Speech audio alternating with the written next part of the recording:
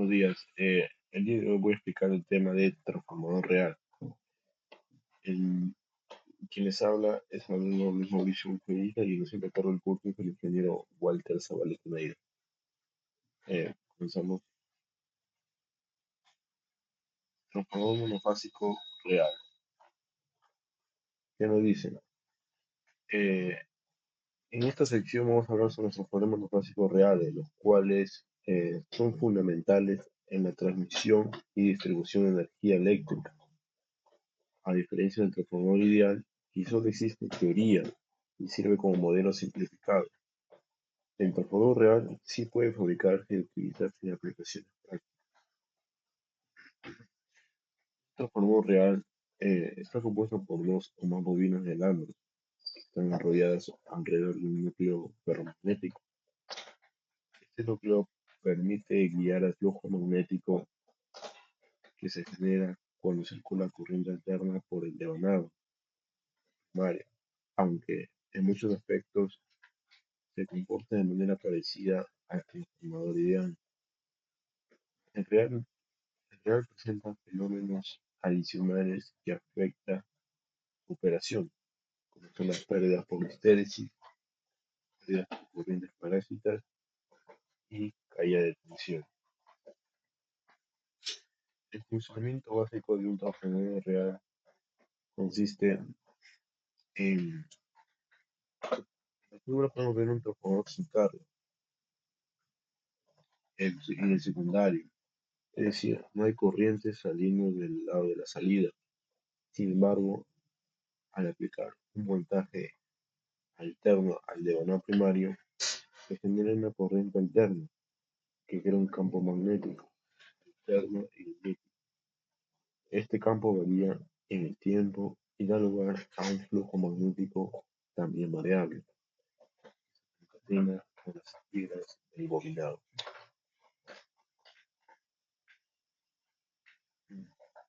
La ley de Faraday de la inducción electromagnética, este fenómeno se rige por la ley de Faraday, que toda variación de flujo magnético en el tiempo induce una fuerza electromotriz en una espira. Esta ley se expresa matemáticamente como la energía inducida diferencial de lambdas no se entiende. Acá pongo la fórmula, la ley de Faraday en general, donde lambda es el flujo concatenado, es decir, la suma de flujo magnético que pasa por cada vuelta de la bobina y se expresa como lambda es igual a la sumatoria de igual 1 hasta n de piso y donde n es el número de vueltas total, el número total de vueltas y el phi es el flujo de cada una de ellas. El flujo promedio y expresión de práctica de Faraday. Sin embargo, en un transformador real, el flujo no es exactamente igual en todas las espiras, por lo que se define como flujo promedio por vuelta. El flujo promedio es igual al flujo concatenado entre el número de espiras. Y entonces la ley de Faraday se reescribe de forma práctica como el voltaje inducido es igual al número de vueltas por la diferencial del flujo promedio por vuelta en función del tiempo. Esta forma nos permite entender cuánta tensión se induce en la bobina de la vuelta. El flujo promedio cambia con el tiempo. En histéresis y pérdidas. Otro fenómeno fundamental en transformadores reales es la histéresis magnética.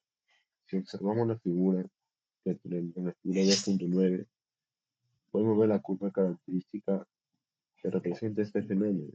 Esta curva nos muestra cómo el flujo magnético en el núcleo no responde de forma lineal a la fuerza magnetomotriz, sino que existe una resistencia magnética interna del material, que causa que parte de la energía se pierda como calor cada vez que se cicla el campo magnético. Este comportamiento genera pérdidas por histéresis, que junto a las pérdidas por corrientes parasitarias hace que el transformador real no sea 100% eficiente, a diferencia de uno ideal. Como conclusión tenemos que el transformar monofásico real es una versión práctica y ligeramente imperfecta del transformador ideal. Su operación se basa en principios electromagnéticos, cuales en la ley de Faraday, pero incorpora aspectos físicos como son la histéresis del núcleo y la distribución uniforme del flujo. Estos efectos deben ser considerados tanto en el diseño como en el análisis de transformadores reales.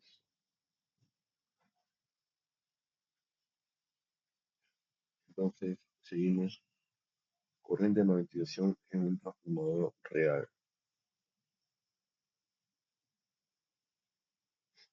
¿Qué nos dice esto?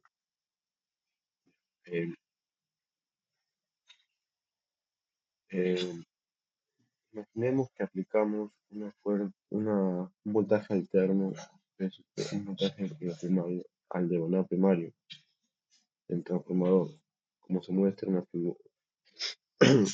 Un voltaje primario al devanado primario del transformador. Este voltaje se aplica directamente a través de filas del devanado, lo que genera una corriente sub P, que es la corriente del primario, y con ello un flujo magnético alterno en el núcleo del transformador. Según la ley de Faraday, este voltaje aplicado genera un campo magnético promedio en el primario, que está relacionado con la integral del voltaje, como se expresa en la siguiente ecuación. Y vemos que el flujo promedio es igual a 1 sobre el número de vueltas del primario por la integral del voltaje en el primario en función del tiempo. Significa que el flujo promedio por vueltas es directamente proporcional a la integral del voltaje aplicado, y que mayor sea el número de vueltas, menor será el flujo promedio necesario para generar ese voltaje. Continuamos en la diapositiva. Acá vemos que el flujo mutuo y flujo disperso. Eh, Sin embargo, en un transformador real, el monto de flujo magnético que se genera en el devanado primario llega al devanado secundario. Parte de este flujo se dispersa en el aire o fuera del núcleo. Por eso, el flujo total se divide en dos componentes, el flujo mutuo y el flujo disperso. El flujo mutuo se representa como phi sub m, es el componente que efectivamente une ambas bobinas y es el que permite que induzca voltaje en el secundario. El flujo disperso, por otro lado, se representa como phi sub f en el primario y phi de s en el secundario. Corresponde al flujo que no contribuye a la transferencia de energía. Esta división se expresa así para el primario. El flujo promedio es igual al flujo mutuo más el flujo disperso en el primario. Y si de forma similar para el secundario, el flujo en el secundario es igual al flujo mutuo más el flujo disperso en el secundario.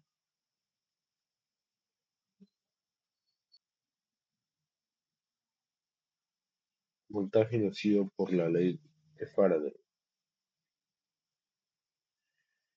Una vez que dividimos el flujo, aplicamos la ley de Faraday por separado para el devanado primario. Se expresa de la siguiente manera.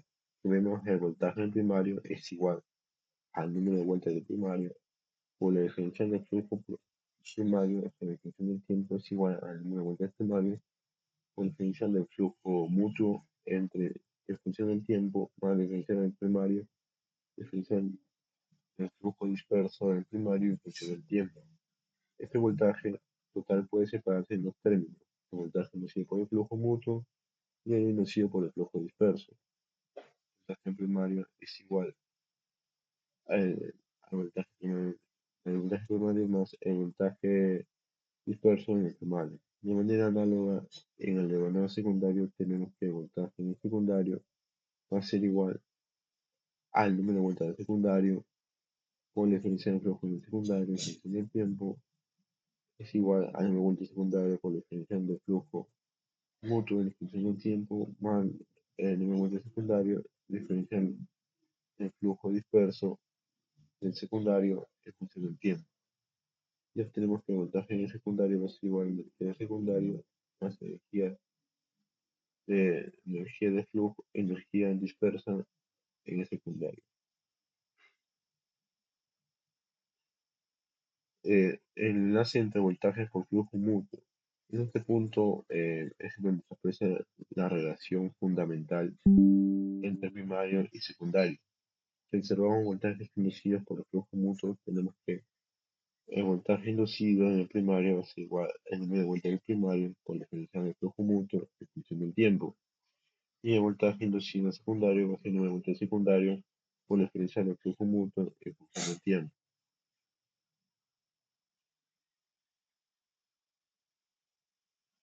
La relación de transformación. Eh, Estas dos expresiones permiten reducir la relación entre voltajes, que es el voltaje inducido en primario entre el número de vueltas primario, va a ser igual a la diferencia del flujo mutuo en el tiempo es igual al el voltaje inducido en secundario entre el número de vueltas secundario. Por tanto, el despejar obtenemos la famosa relación de transformación en transformador, que es el voltaje inducido en primario en función entre el voltaje inducido en secundario es igual al número de vueltas del primario entre el número de vueltas del secundario. Este es igual a la relación de transformación. Esto nos quiere decir que el voltaje en los devanados es proporcional al número de vueltas. Si el primario tiene más vueltas, el secundario, el transformador es reductor de voltaje. Si tiene menos, es elevador.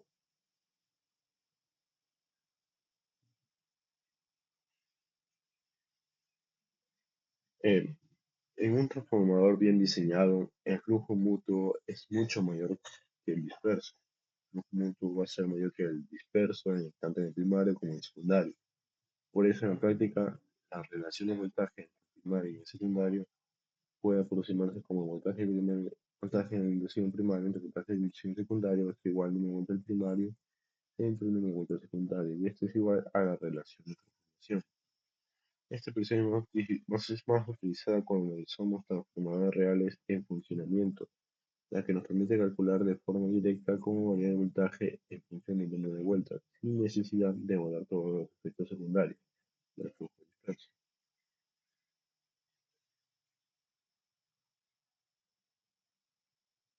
Tenemos la siguiente diapositiva, que es el circuito equivalente de un transformador real. ¿Qué nos dice? Eh, Este es un tema clave para poder entender cómo se comportan los transformadores en la vida real. Su circuito equivalente, este modelo nos permite representar con mayor precisión el funcionamiento del transformador, ya no idealizado, sino considerando las pérdidas y los efectos realmente que ocurren en su interior. ¿Por qué será necesario un circuito equivalente?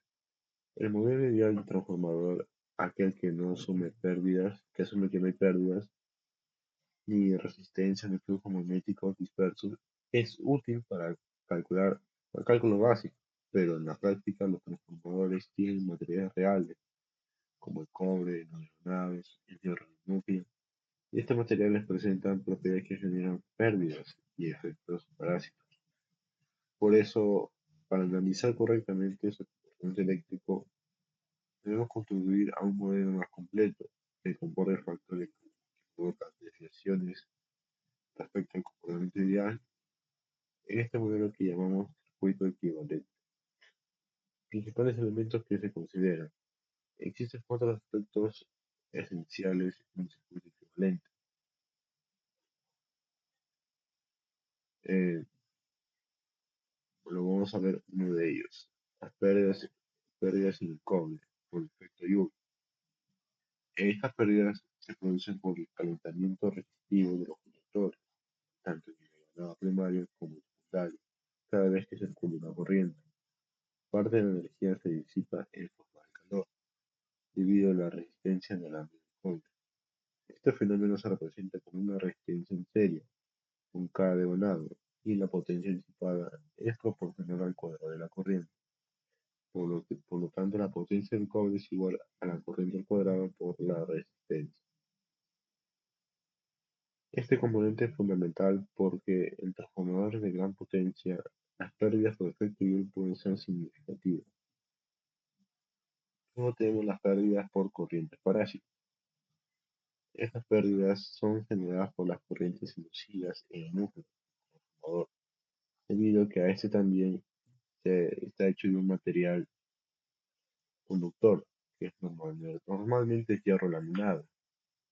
Cuando se aplican campos magnéticos variables, como ocurre en corriente alterna, se inducen pequeñas corrientes en el propio núcleo y generan calentamiento. Estas pérdidas son proporcionales al cuadrado de voltaje aplicado y se tratan en el circuito equivalente como parte de las llamadas pérdidas sin núcleo. Luego tenemos las pérdidas por histéresis. Cuando el campo magnético cambia la dirección en, en cada semiciclo, la corriente alterna, los dominios magnéticos del núcleo deben reorganizarse. Esta reubicación consume energía, lo que genera otra forma de pérdida, de histéresis magnética. Estas pérdidas también se agrupan dentro del bloque de pérdidas del núcleo material, ya que dependen del comportamiento del material. En el circuito equivalente, tanto las pérdidas por histéresis como las corrientes parasitas pueden representarse como una resistencia en paralelo, con la rama de excitación. Luego tenemos el flujo disperso. El flujo disperso en un transformador real, no todo flujo magnético generado en una bobina logra enlazar con otra bobina. Parte de este flujo se escapa, pasando por el aire o por trayectorias fuera del núcleo. A este flujo le llamamos flujo disperso y lo simbolizamos como flujo disperso de P para el primario y flujo disperso de S para el secundario. Este flujo disperso no participa en la transferencia de energía, pero sí genera autoinducción en cada bobina. Por lo tanto, en cada circuito equivalente representan mediante inductancias en serie como los devanados. Este efecto es importante porque puede afectar la regulación de voltaje del transformador cuando se somete a cargas variables.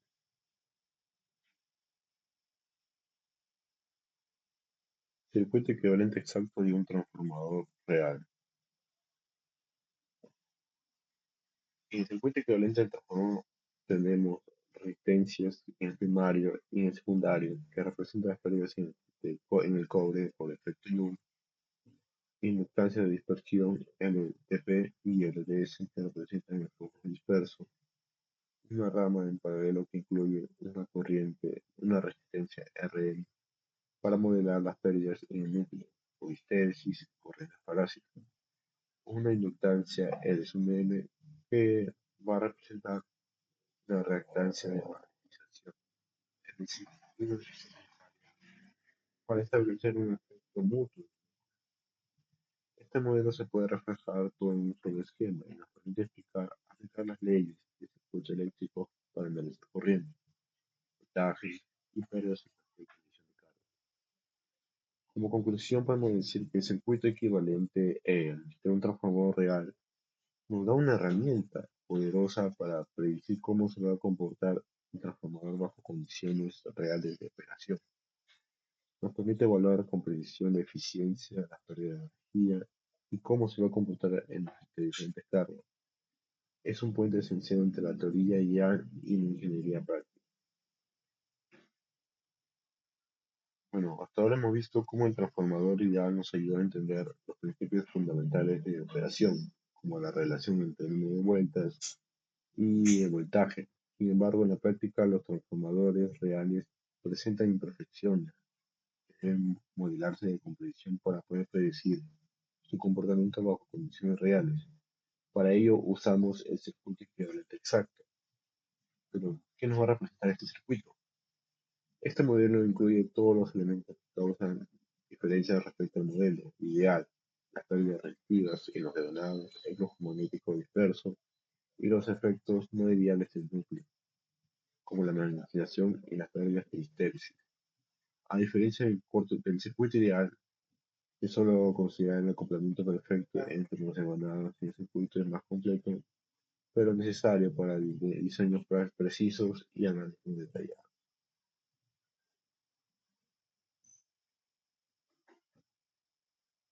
Las, bueno, las pérdidas sin cobre, estas pérdidas ocurren por el calentamiento reactivo en los conectores en los ordenadores del transformador.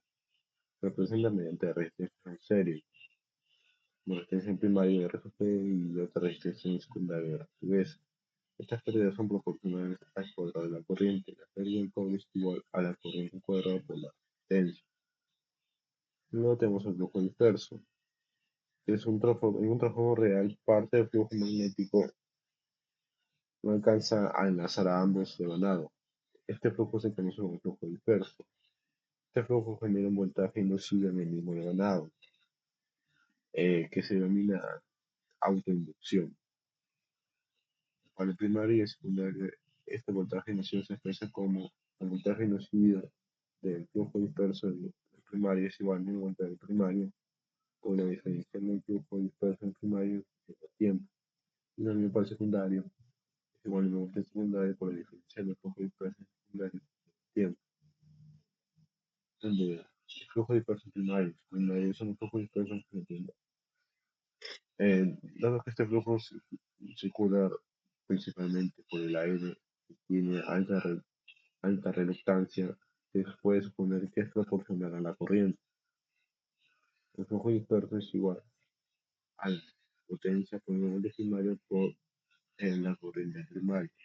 El flujo disperso secundario es igual a la potencia por el voltaje secundario por la corriente secundaria. Aquí vemos que P es la representación de la permanencia, el camino magnético inversa de la reluctancia. Al agrupar la constante, las expresiones de voltaje inducido se significan como el voltaje inducido del primario es igual a la reactancia. La autoinducción equivalente.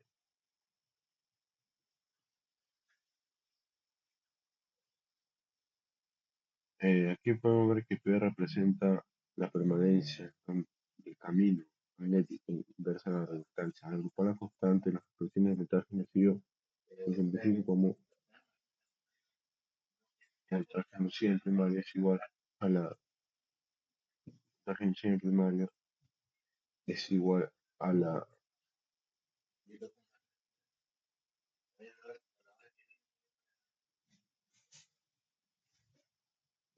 a la inductancia del primario por la diferencia del primario en función del tiempo y los medios secundarios, donde LP y LS son las autoinductantes que representan el flujo inverso en cada uno. Los efectos de excitación eh, en el núcleo. En el núcleo transformador también ocurren fenómenos importantes. Por un lado, se necesita una corriente de magnetización que es necesaria para establecer el flujo en el núcleo. Esta corriente se desplaza 90 grados respecto al voltaje aplicado y se representa por una reactancia inercia X sub n. Por el otro lado, existen pérdidas en el núcleo de vías histéricas y corrientes parásicas que se modelan con una resistencia R sub C. Estas corrientes de pérdida están en fase de voltaje. Ambos elementos se colocan en una rama en paralelo con el transformador ideal. Ahí tenemos la gráfica de la figura 216. El resultado de todos estos componentes es el circuito equivalente exacto, como se muestra ahí. RP y JXP resistencia y reactancia primaria, RS y JXS es la resistencia y reactancia secundaria. Y una rama de excitación RC, JXM, y en el centro de transformación se representa el acoplamiento perfecto. El circuito equivalente exacto de un transformador real es una herramienta esencial para los ingenieros electrónicos, ya que permite modelar el comportamiento real del transformador, incluyendo todas las pérdidas efectos electromagnéticos relevantes, aunque más complejo. El modelo ideal es preciso, simple, y continuando con el tema, determinación de los valores de los componentes en modelo central completo. Para poder representar de forma precisa el comportamiento de un transformador real, necesitamos conocer los valores reales de estos componentes eléctricos: resistencia, reactancia y grado de excitación. Estos valores no vienen dados por el fabricante, sino que deben estudiarse experimentalmente. Por ello se realizan dos pruebas estándar inovatorias, que es la prueba de circuito abierto y la prueba de cortocircuito. ¿Qué nos dice la prueba de circuito abierto? La, prueba, la primera prueba es la prueba de circuito abierto, en la cual se deja desconectado o abierto el gobernador secundario del transformador. Mientras tanto, se conecta una fuente de voltaje nominal en el primario, es decir, aplicamos la tensión en primario, pero sin carga conectada en el secundario.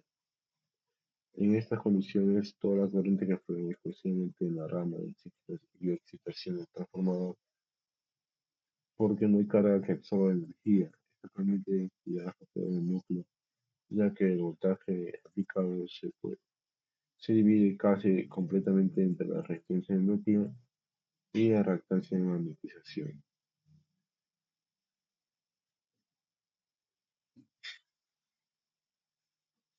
Ahí podemos ver en la figura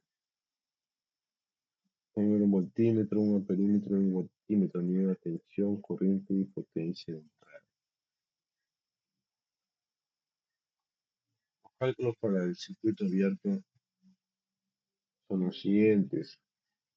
Para obtener los parámetros del núcleo utilizamos el concepto de admitancia de la rama de excitación, porque es inversa a la impedancia. La rama de excitación tiene dos componentes en paralelo: una resistencia R sub n, que representa la frecuencia del núcleo; una reactancia X sub n, que representa la resistencia del núcleo; y una conductancia G sub n y una susceptancia B sub n, que se calcula así: como G sub n es igual a 1 sobre R sub n, y B sub n que es 1 sobre T sub n. Ahora ambas se suman para dar la admitancia total, donde vendría a ser Y sub E es igual a G sub n menos JB sub n, es igual a 1 sobre R sub n menos J1 X sub n. La magnitud de la admitancia se puede calcular directamente con los valores medidos. El valor absoluto de Y sub E es igual a corriente de circuito abierto frente a voltaje de circuito abierto. También podemos hallar el ángulo de desfase a través del factor de potencia medido por el voltímetro. El ángulo es igual a la potencia del circuito abierto entre el voltaje del circuito por la corriente del circuito abierto, donde el flujo es igual al coseno de la menos 1 de la potencia B sub C entre B sub C de A por la corriente I sub C de A. Finalmente, la admitancia se expresa como forma polar, y es a 1 entre la C sub A entre B sub A. Este es menor al ángulo. Con estos datos podemos separar la parte de la imaginaria que es finalmente la verdadera y R.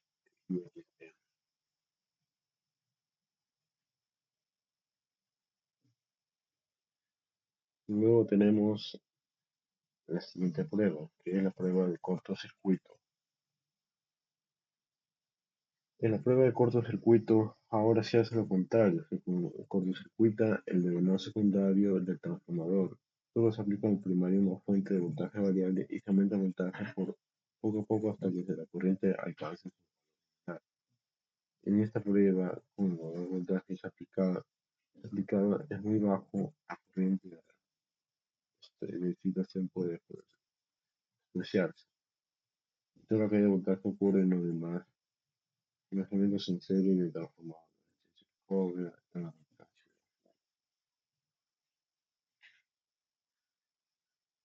La conexión muestra dónde se puede medir la tensión, la corriente y la potencia. menos centímetros en el perímetro inervativo.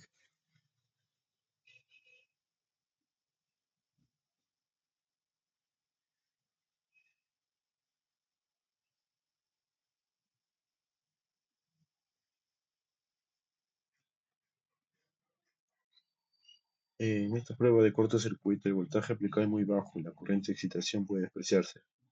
Toda la caída de voltaje ocurre en elementos en serie, el transformador, la resistencia de cobre, el primario, el secundario y la reactancia de fuga, tanto en el primario como en el secundario. En la figura nos muestra cómo es la prueba de cortocircuito, donde se puede medir la tensión, la corriente y la potencia.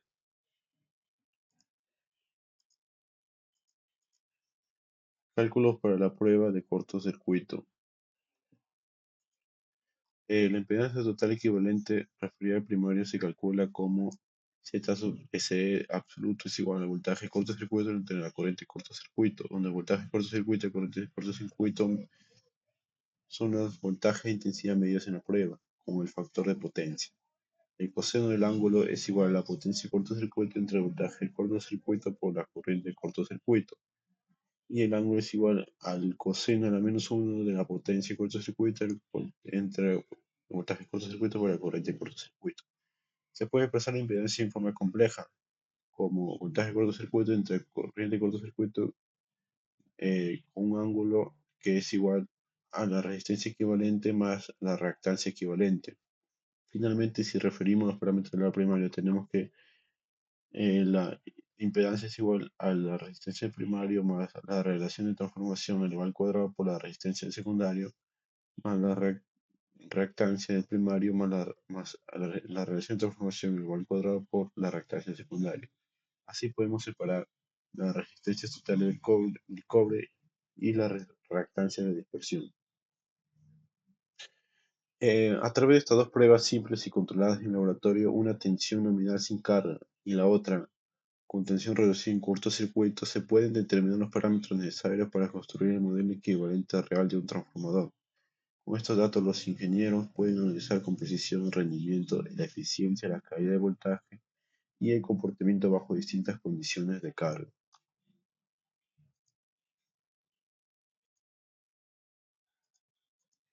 Transformadores trifásicos. En el mundo actual, casi todos los sistemas de generación, transmisión y distribución de energía eléctrica operan en sistemas trifásicos de corriente alterna. Esto se debe a que los sistemas trifásicos permiten transmitir más potencia de forma eficiente, con menos material de conductor y mayor estabilidad. Por ello, los transformadores trifásicos juegan un papel fundamental en la infraestructura eléctrica moderna. ¿Qué es un transformador trifásico? Un transformador trifásico es un dispositivo que permite elevar o reducir el voltaje de un sistema trifásico manteniendo su configuración de fases. Esencialmente transforma la energía eléctrica entre distintos niveles de tensión en sistemas que trabajan con tres fases desfasadas 120 grados entre sí. Forma de construcción. Existen dos formas principales para construir transformadores para circuitos trifásicos, y ambas tienen ventajas y desventajas. La primera es un banco de transformadores monofásicos. La primera opción consiste en utilizar tres transformadores monofásicos individuales, cada uno conectado a una de las fases del sistema trifásico. Esta configuración se le va a llamar comúnmente como un banco de transformadores. Cada uno de estos transformadores trabaja de forma independiente, pero sincronizado con los otros dos. Esta configuración tiene como ventaja principal la flexibilidad. Si uno de los tres transformadores falla, se puede reemplazar sin tener que desmontar todo el sistema. Esa es una de las ventajas. Además, en una instalación grande se puede tener uno de estos transformadores monofásicos como respaldo. Si uno de estos transformadores blancos se daña, simplemente se sustituye por el de reserva sin interrumpir el servicio por completo. En cambio, en un transformador trifásico integrado, la segunda opción es construir un transformador trifásico único, con tres grupos de devanado, uno por cada fase, enrollados sobre un mismo núcleo común. Este diseño es más compacto, ligero y económico y eficiente, al compartir el núcleo que reduce la cantidad de material y espacio requerido. También mejora el acoplamiento magnético entre las fases. lo cual puede incrementar la eficiencia energética. Este tipo de transformador trifásico integral es más común en sistemas donde el espacio es limitado y donde se busca maximizar el rendimiento con el menor costo posible. Sin embargo, su desventaja es que si se raya una fase, todo el transformador debe ser retirado o reemplazado, ya que no es modular como un banco básico. Ambos diseños de bancos de transformadores y transformadores trifásicos integrados se pueden utilizar ampliamente en práctica, dependiendo de la necesidad del sistema eléctrico. El transformador trifásico único es más compacto y barato y eficiente. En cambio, el banco de monofásico es más flexible, fácil de mantener y con respaldo modular. Por ejemplo, en una zona rural donde se requiere un mantenimiento fácil y repuestos rápidos, un banco de transformadores puede ser más conveniente. En cambio, en una subestación urbana con limitaciones de espacio, un transformador trifásico compacto sería el ideal. Comprender los tipos de transformadores trifásicos y su forma de construcción es esencial para cualquier técnico o ingeniero eléctrico. No se trata solo de transmitir energía, sino de hacerlo de forma eficiente, segura y con opciones de mantenimiento adecuadas, en función al costo, espacio, eficiencia y necesidad de respaldo. Se escoge el diseño más apropiado. Tenemos las conexiones de transformadores trifásicos. Un transformador trifásico puede conectarse de la siguiente forma. Puede ser en estrella o en delta. Los de menor primaria y secundaria de un transformador trifásico pueden conectarse de forma independiente, ya sea en estrella o delta. A partir de estas opciones se tiene cuatro combinaciones principales, que son las más utilizadas en la práctica. Estrella estrella, que es la primera, estrella delta o Y delta, que es la segunda. La tercera es delta estrella o delta y la cuarta es delta delta. Estas conexiones sí. Estas conexiones las veremos más adelante, cada una explicadas paso a paso. Conexión YY o estrella estrella. ¿Qué nos dice esta conexión? Esta conexión tanto el primario como el secundario están conectados en estrella. Esto significa que un extremo de cada devanado se une a un punto común, llamado neutro. El voltaje de línea del primario y el secundario se relaciona con el voltaje de fase mediante el factor raíz de 3. Por ejemplo, el voltaje de fase en el primario es el voltaje de línea del primario entre la raíz de 3. Esto, reemplazándolo en función del voltaje de línea del primario, sería raíz de 3 por el voltaje de fase del primario. Y la relación de transformación se da como voltaje de línea primario, voltaje de línea secundario, raíz de 3 por voltaje de fase primario, raíz de 3 por voltaje de fase secundario, es igual a voltaje de fase primario entre voltaje de fase secundario, esto es igual a la relación de transformación. Algunos problemas comunes en esta conexión estrella-estrella o YY es que a pesar de la conexión simétrica es fácil de implementar, presentará problemas graves si no se toman medidas adicionales. Desbalance de las tensiones. Si la carga está desequilibrada, las tensiones de fase pueden distorsionarse severamente. Terceras armónicas. Las componentes de tercera armónica en cada fase están en fase entre sí, y si se suman lo que puede causar altas tensiones no deseadas. Algunas de las soluciones son eh, conexión sólida del neutro a tierra, que permite que los armónicos se disipen a través del neutro y no se acumulen. La adición de un devanado terciario en delta, que este devanado permite que los componentes armónicos se cuelen en un triángulo y no afecten la tensión de salida en este devanado. Pueden utilizarse para alimentar servicios auxiliares de subestaciones. Acá tenemos la conexión estrella-estrella o YY, estrella-estrella. En esta forma, en esta otra forma. Luego tenemos la conexión estrella delta. En esta configuración el primario está en estrella y el secundario está en delta. Es una de las conexiones más utilizadas en la práctica. La relación de voltajes obtiene como voltaje de fase del primario en el voltaje de fase secundario es igual a la relación de transformación. Aquí el voltaje de línea secundaria es igual al voltaje de fase. ya que en la delta no hay diferencia entre ellos. En cambio, en el primario, el voltaje de líneas es mayor que el de fase por un factor de raíz de 3. La ventaja de la conexión estrella delta es que eh, eliminación de armónicos. Los armónicos de tercera orden se consumen como corriente circulante dentro del lazo delta, sin afectar las tensiones. Una mayor estabilidad tolerante a cargas desequilibradas, ya que delta redistribuye parcialmente el desbalance.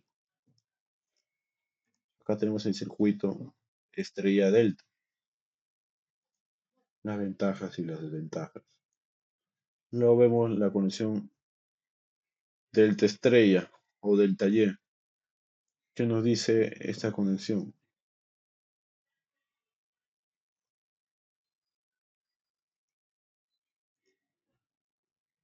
¿Qué es la conexión delta Y? Esta conexión consiste en que el devanado primario del transformador está conectado al triángulo delta, mientras que el devanado secundario está conectado en estrella. Esto quiere decir que en el lado primario las bobinas están conectadas en forma cerrada y en el lado secundario tienen un punto común neutro. Esta configuración la vamos a ver más adelante en la gráfica, que se va a observar de manera más precisa.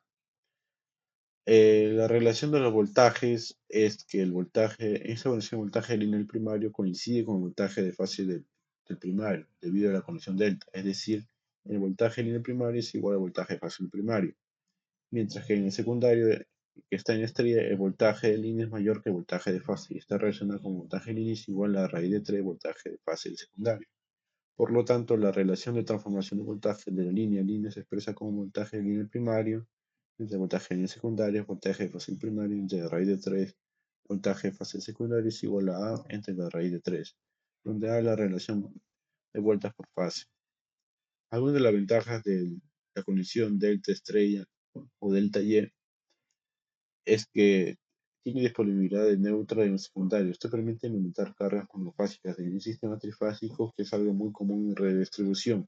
Un manejo de armónicos que, gracias a la conexión del primario, los armónicos de tercer orden se pueden disipar de corrientes continuas, de corrientes circulantes dentro del lazo cerrado delta, sin reflejarse en el secundario. Esto mejora la calidad de energía entregada. Y también tenemos otra ventaja en la mayor estabilidad con cargas desequilibradas, que delta actúa como amortiguador antes de balance, redistribuyendo parcialmente la corriente entre fases. La desventaja. eh, Sin embargo, la conexión delta Y introduce una característica crítica que debe tenerse en cuenta en el diseño del sistema, que es un desfase de 30 grados entre el voltaje del primario y el secundario. Este desfase significa que si queremos operar ese transformador en paralelo con otros transformadores, debemos asegurarnos que todos estén conectados en la misma polaridad y desplazamiento angular. Lo contrario, se generarían corrientes de circulación que pueden ir a los equipos. Este fenómeno de desfase es tan importante que en Estados Unidos se normalizó que el voltaje secundario esté en retraso de 30 grados respecto al voltaje primario. Aunque no siempre se cumple esta norma, es esencial considerar conectar en transformadores en paralelo. Ahí tenemos la conexión de delta estrella o delta Y, voltaje de línea, voltaje de fase, voltaje de línea primario, secundario, primario, secundario. Luego tenemos la conexión delta-delta. ¿Qué nos dice esta conexión? Eh, Esta configuración, cada uno de los tres bandos está conectado extremo con extremo, formando un lazo cerrado de tres lados. En este caso, el primario se conecta directamente entre las fases de la fuente trifásica, y el secundario se conecta de manera similar para aumentar carga. Ese término de voltaje de esta conexión es muy sencillo de analizar, ya que el voltaje de línea es igual al voltaje de fase. Tanto en el primario como en el secundario, es decir, el voltaje de línea primario va a ser igual al voltaje de fase del primario. El voltaje de línea secundario es igual al voltaje de fase del secundario. Y por tanto, la relación de transformación de voltaje de línea es simplemente la relación de vueltas por fase del transformador. La ventaja de la conexión delta-delta es que no hay desplazamiento de fase. A diferencia de las conexiones de estrella delta o delta estrella, en esta conexión de voltaje secundario Esta fase con voltaje primario. Esto facilita la conexión en paralelo con otro campo de transformadores, ya que no hay que preocuparse por alinear ángulos de fase. Soporta cargas desequilibradas, eliminación de armónicos de tercer orden y operación en V en modo abierto. Si uno de los tres transformadores falla, el sistema aún puede operar con los otros dos, aunque con capacidad reducida. Esta se conoce como un funcionamiento en banco abierto y muy útil en caso de emergencias o mantenimiento. Ahí tenemos la conexión del transformador delta-delta. Voltaje de línea primario es igual al voltaje de fase del secundario. Voltaje de fase secundario, voltaje de línea secundario. Línea primario, fase primario. Fase del secundario, línea secundaria. Bueno, y eso sería todo con respecto a eso sería todo con respecto a la exposición sobre los transformadores reales. Gracias.